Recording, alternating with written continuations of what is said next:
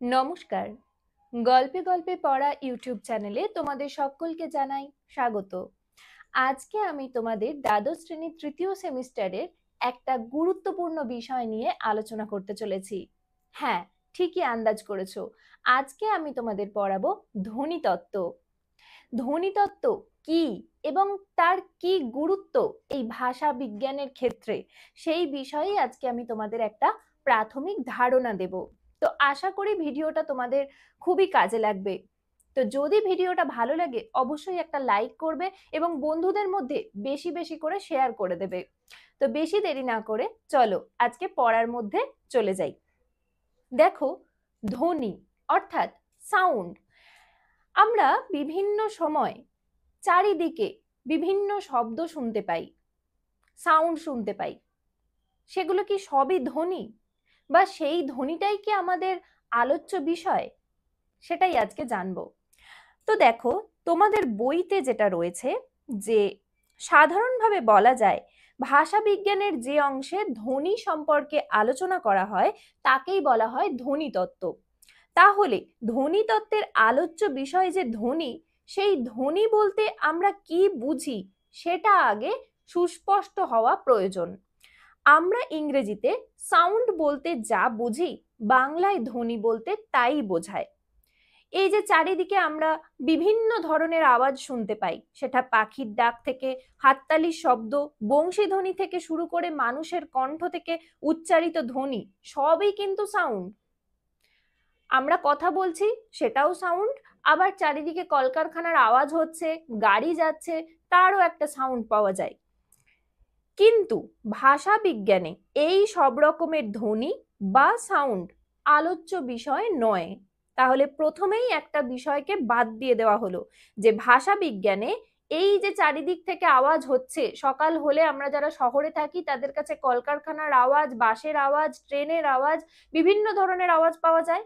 আবার আমরা যারা গ্রামে থাকি তাদের কি পাওয়া যায়? পাখির ডাক শুনতে পাই আমরা, বিভিন্ন তোমার যন্ত্রপাতি যেগুলো আমরা ব্যবহার করি, বা যেই যন্ত্র চালিয়ে আমরা চাষবাসের কাজ করি, সেই বিভিন্ন ধরনের আওয়াজ আমরা শুনতে পাই। কিন্তু এই সমস্ত যে ধ্বনি বা সাউন্ড, এগুলো কিন্তু ধ্বনিতত্ত্বের আলোচ্য বিষয় একেবারেই নয়। ভাষা বিজ্ঞানে আমরা তাহলে কোন ধরনের ধ্বনির আলোচনা করব, সেটাই আমরা শুনবো। সেটা হলো মানুষের বাকযন্ত্রের সাহায্যে যে ধ্বনি উচ্চারিত হয়, তারই আলোচনা হবে এই ভাষা বিজ্ঞানে। তাহলে হাসি, কান্না, হাঁচি, নাক ডাকা, ভয়ের চিৎকার অথবা বৃষ্টির শব্দ, ঝড়ের আওয়াজ, গাড়ির হর্ন, কুকুরের ডাক ইত্যাদি ধ্বনি বলে গণ্য নয় ভাষা বিজ্ঞানের ক্ষেত্রে। সমস্ত আওয়াজে যে বাগধ্বনি নয়, এবং কোন ধ্বনিগুলি ভাষার ঠিক কোনখানটায় বাগধ্বনি হয়ে ওঠে, সেগুলো নিয়েই এখানকার আলোচনা। আশা করি এই জায়গাটা তোমাদের কাছে খুব পরিষ্কার হয়ে গেল, যে কোন ধ্বনিটা আমরা এখানে আলোচনা করব, কোন ধ্বনি নিয়ে আলোচনা করব। মানুষের বাকযন্ত্রের সাহায্যে যে ধ্বনি উচ্চারিত হচ্ছে, সেই ধ্বনি নিয়ে আমরা আলোচনা করব। আমরা যখন লিখি তখন বর্ণ ব্যবহার করি, খুব গুরুত্বপূর্ণ, মন দিয়ে শুনবে। বর্ণ জুড়ে জুড়ে শব্দ তৈরি করি, শব্দ জুড়ে জুড়ে বাক্য তৈরি হয়, বাক্য জুড়ে জুড়ে একটা অনুচ্ছেদ তৈরি হয়। যতটা প্রয়োজন আমরা ততটাই লিখি। ধ্বনিতত্ত্ব কিন্তু বর্ণ বা লেখার ব্যাপার নিয়ে একটুও মাথা ঘামায় না। ধ্বনিতত্ত্বের আলোচ্য বিষয় হচ্ছে বাগধ্বনি, অর্থাৎ মুখের ভাষা বা মুখের কথা। কথা বলার সময় আমরা ধ্বনি জুড়ে জুড়ে শব্দ উচ্চারণ করি, শব্দ জুড়ে জুড়ে বাক্য উচ্চারণ করি, বাক্য জুড়ে জুড়ে যতটা দরকার আমরা ঠিক ততটাই বলি। অন্যের কথায় কোথায় শব্দের শেষ আর কোথায় বা বাক্যের শেষ, তা কিন্তু কানে শুনেই আমরা বুঝি। এর উদাহরণটা আমরা একটু পরে পাবো। ধ্বনি, শব্দ বা পদ ইত্যাদি হলো ভাষা শরীরের এক একটি স্তর। সবচেয়ে নিচে থাকে ধ্বনি স্তর, তার উপরে থাকে রূপস্তর, তার উপরে থাকে পদ, তার উপরে থাকে বাক্যের স্তর, এবং তারও উপরে থাকে অর্থের স্তর। এখানটা একটু বোঝাই। প্রথমে ধ্বনি স্তর, অর্থাৎ আমরা যে উচ্চারণ করছি বাগধ্বনির সাহায্যে, বাগযন্ত্রের সাহায্যে যে ধ্বনি উচ্চারণ করছি, সেই ধ্বনি, এই ধ্বনিটার পরে থাকছে রূপ স্তর। তারপরে থাকছে পদ, মানে সেগুলো দিয়ে আমরা পদ গঠন করছি, পদ দিয়ে আমরা কতকগুলো পদকে জুড়ে বাক্য তৈরি করছি। শুধু একটা বাক্য তৈরি করলেই হবে না, সেই বাক্যটার একটা অর্থও থাকতে হবে। আমরা এটা ছোটবেলায় পড়েছিলাম যে যে কোনো মানে যে কোনো পদকে যে কোনো ভাবে সাজিয়ে দিলেই যে একটা বাক্য তৈরি হয় তা কিন্তু নয়, সেখানে একটা গুরুত্বপূর্ণ কথা ছিল, অর্থপূর্ণ বাক্য। এই অর্থ, আমি যে বাক্যটা বলছি সেটার যেন একটা অর্থ থাকে। তো এই হলো অর্থের স্তর। ভাষার ধ্বনি স্তর নিয়ে আলোচনার নামই হলো ধ্বনি তত্ত্ব। এখানে বাগধ্বনি সম্বন্ধে তিনটে জরুরি কথা মনে রাখা খুব দরকার। কি সেই তিনটি কথা, আমরা এটা একটু শুনবো। সেটা হলো, কথা বলার সময় আমরা অবিচ্ছিন্নভাবে পর পর ধ্বনি উচ্চারণ করতে থাকি। একটি ধ্বনির শেষে ও পরের ধ্বনিটির শুরুর সীমায় কোনো রকম কোনো ছেদ থাকে না। অর্থাৎ আমরা এই যে তাড়াতাড়ি কথা বলছি, আমরা তো অত ভেবে বলছি না, কিন্তু ভাষা বিজ্ঞানীরা আমাদের এই মুখের ভাষার একটা বিশ্লেষণ করেছেন যে ধ্বনিকে আমরা কিভাবে উচ্চারণ করছি। ফলে এই যে আমরা ধ্বনি পরপর সাজিয়ে উচ্চারণ করছি, সেখানে একটা ধ্বনি হয়তো প্রপার ভাবে উচ্চারণ হচ্ছে না, তার আগেই আমরা তার পরের ধ্বনিটা উচ্চারণ করে ফেলছি, তার ফলে একটা অন্য ধরনের শব্দ তৈরি হচ্ছে। সেইটাই আমরা এখানে বুঝবো, খুব মন দিয়ে শুনবে। যেমন, পাশাপাশি ধ্বনির উচ্চারণ সর্বদাই পরস্পরকে প্রভাবিত করে। আমরা এই যে অনেক সময় কথা বলতে গিয়ে জড়িয়ে যাই, কেন হয়? আমরা পরের ধ্বনিটা মাথার মধ্যে তো আগে আমরা ভাবছি, জিনিসগুলো সমস্তটাই ফ্র্যাকশন অফ সেকেন্ডে ঘটছে বলে আমরা সেটা বুঝতে পারি না। আমরা যখন ভাবছি একটা কথা বলবো, সেইটার ভাবনাটা তো আমাদের মাথার মধ্যে আগে তৈরি হচ্ছে, ভাবনাটা, তারপর তো সেটা আমি মুখ দিয়ে বলছি। ফলে ওই যে জড়িয়ে যাওয়ার কথা যেটা হয়, সেটা হয় যে আমরা একটা কথা শেষ না করেই পরেরটা ভেবে ফেলেছি, সেটা আমাদের মুখ দিয়ে বেরোচ্ছে, ফলে কি একসাথে সেটা জড়িয়ে যাচ্ছে। তো এই বিষয়টাই দেখো এখানে খুব সুন্দরভাবে বলা আছে যে, যেমন 500 টাকা, 500 টাকা কথাটা মুখের উচ্চারণে কি হয়ে যায়? এই আমাকে 500 টাকা দে তো, 500 টাকা। সেখানে আমি আর চটা উচ্চারণ করছি না, সেখানে হয়ে যাচ্ছে 500 টাকা, চটা কেটে বাদ চলে যাচ্ছে। কিন্তু ব্যাকরণে ভাষার ধ্বনি বিশ্লেষণের সময় বিশ্লেষণের সুবিধার জন্য প্রতিটি ধ্বনিকে আলাদা আলাদা খণ্ড একক হিসাবে ধরে নেওয়া হয়। অতএব আমরা মনে রাখবো যে যদিও ধ্বনি খণ্ডের চেয়ে ধ্বনি প্রবাহের বাস্তবতা অনেক বেশি, এই যে ধ্বনি প্রবাহতা, আমি যদি এখন কেটে কেটে বলতে যাই, সেটা একটা মানে কাজের সময় সেটা তো অসুবিধা, আমার দরকার কথাটা বোঝানো, 500 টাকা দে, এটা আমার বোঝানো দরকার। কিন্তু আমি যদি তাকে এখন ধ্বনিটা বুঝে বুঝে উচ্চারণ করে বলতে যাই, তাহলে তো খুব অসুবিধা। এই যে বিষয়টা, আচ্ছা, তবুও বিশ্লেষণের উদ্দেশ্যে ব্যাকরণের গণ্ডিতে আমরা খণ্ড ধ্বনিকেই গুরুত্ব দেব। মানে বলতে চাইছে যে আমাদের কথা বলার সময় কিন্তু ধ্বনি প্রবাহতাটাই বাস্তব, এটা হবে, কিন্তু আমরা গুরুত্ব দেব খণ্ড ধ্বনিকে, অর্থাৎ প্রত্যেকটা কেটে কেটে যে উচ্চারণটা, 500 টাকা, এই যে ব্যাপারটা, এটাকে আমরা গুরুত্ব দেব। এই যে খণ্ড ধ্বনি, সেটারই নাম বিভাজ্য ধ্বনি। তাহলে খণ্ড ধ্বনির অপর নাম কি? খণ্ড ধ্বনির অপর নাম বিভাজ্য ধ্বনি। আচ্ছা, এটা গেল 1 নম্বর একটা পয়েন্ট। 2 নম্বর পয়েন্ট কি বলছে? যে বাগধ্বনি সম্বন্ধে যে 3টে জরুরি কথা ছিল, তার 2 নম্বর কথাটা কি? বাগধ্বনি জুড়ে জুড়ে রূপ, শব্দ, বাক্যের মতো অর্থপূর্ণ বড় বড় একক তৈরি করলেও বাগধ্বনির নিজস্ব কোনো অর্থ নেই। চোখের জল কথাটা শুনলে পুরো কথাটার আমরা মানে বুঝতে পারি, কিন্তু চোখের এবং জল এই দুটো কথারও মানে আমরা বুঝি। আবার চোখের কথাটির মানে যে চোখ কথাটির চেয়ে বেশি কিছু, অর্থাৎ ওই শেষে যোগ হওয়া এর অংশটিরও যে একটি নিজস্ব মানে আছে, তাও বুঝি। কিন্তু চ ও ক্ষয়ের জ অ ল, এই যে 8টি ধ্বনি, এগুলোর নিজস্ব কোনো মানে নেই। অতএব মনে রাখতে হবে যে ধ্বনিতত্ত্বের আলোচ্য একক বাগধ্বনি হলো ভাষার অর্থহীন এবং ক্ষুদ্রতম একক।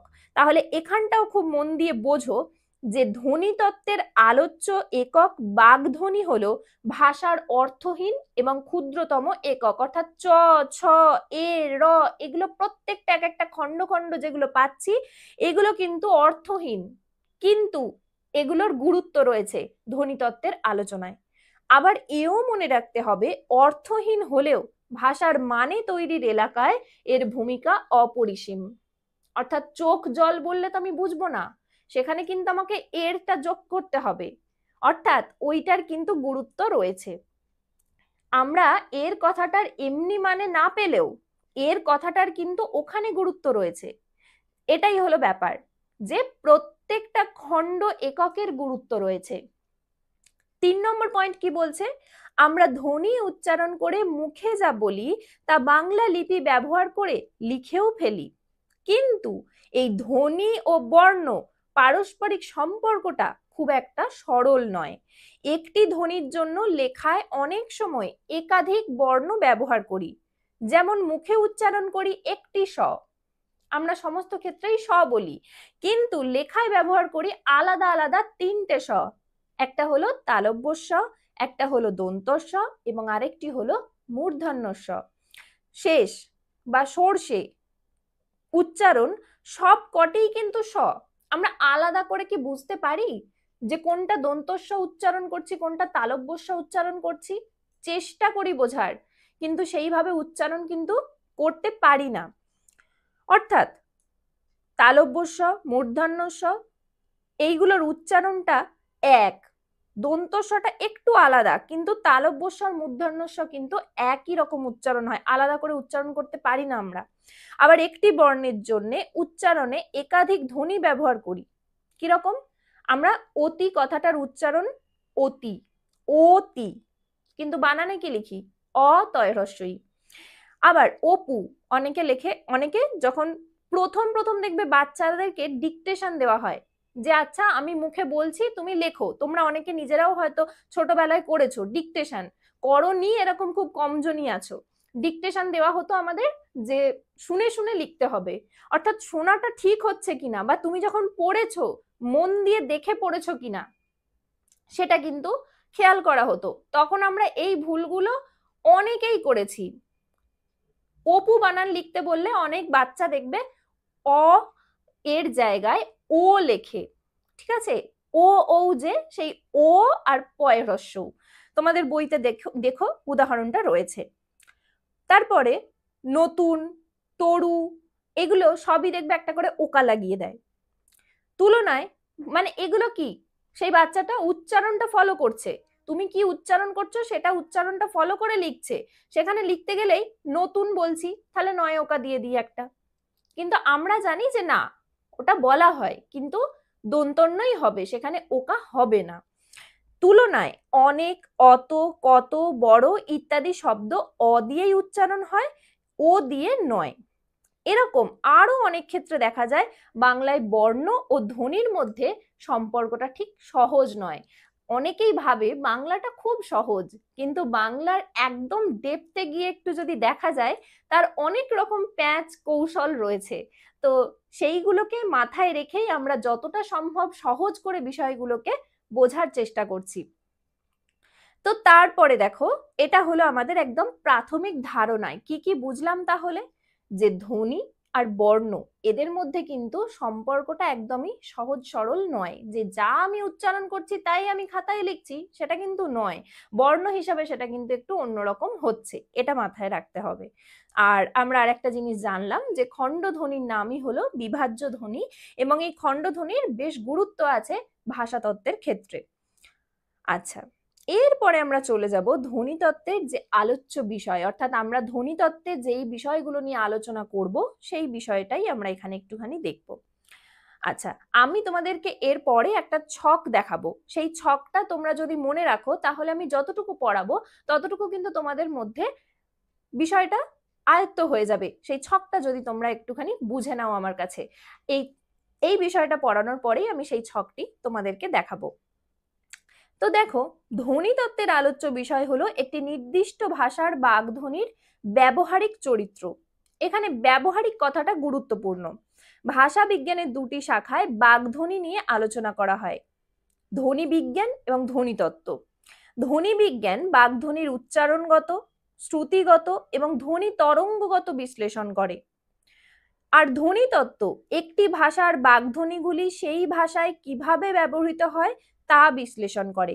যেমন প ধ্বনিটি ধ্বনি বিজ্ঞানের হিসাবে, ধ্বনি বিজ্ঞান যদি ধরি তাহলে সেখানে উচ্চারণগতভাবে পৃষ্ঠধ্বনি, সঘোষ ধ্বনি, অল্পপ্রাণ এবং ওষ্ঠধ্বনি এতগুলো।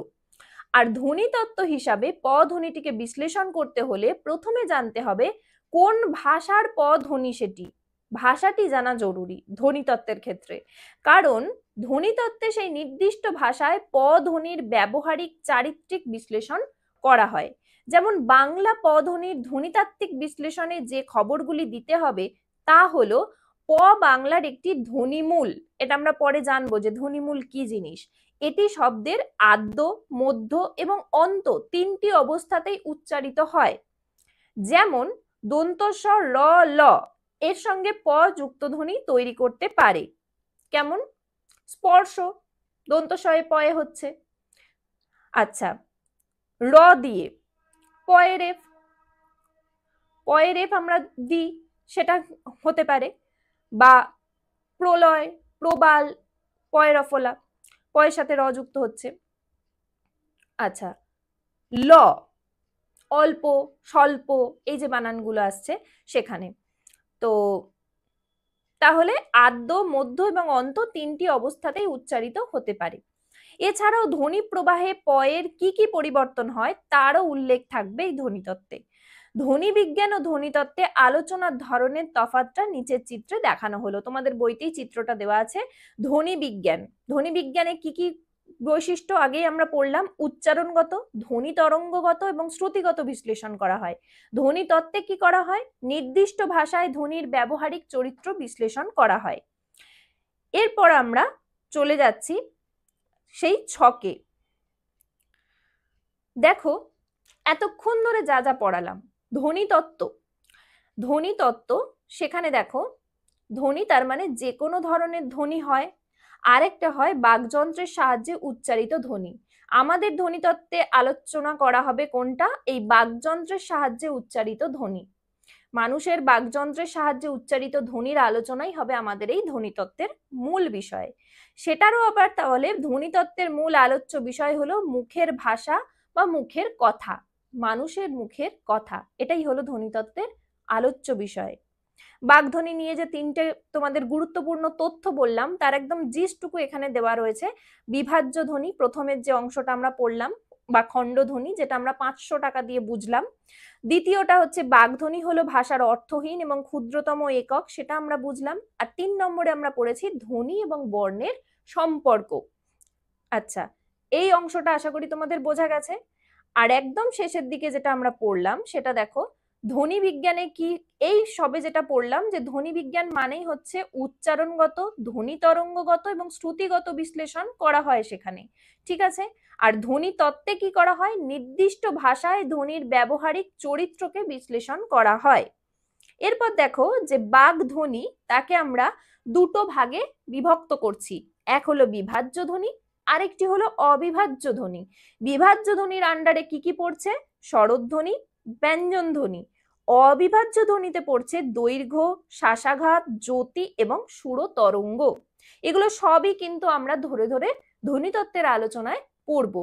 আগামী দিনে আমরা পড়বো স্বরধ্বনি এবং ব্যঞ্জন ধ্বনির যে সম্পর্ক বা সেই বিষয়ে আমরা আলোচনা করব। আজকের পর্বটা তোমাদের ঠিক কেমন লাগলো আমাকে অবশ্যই কমেন্ট করে জানিও।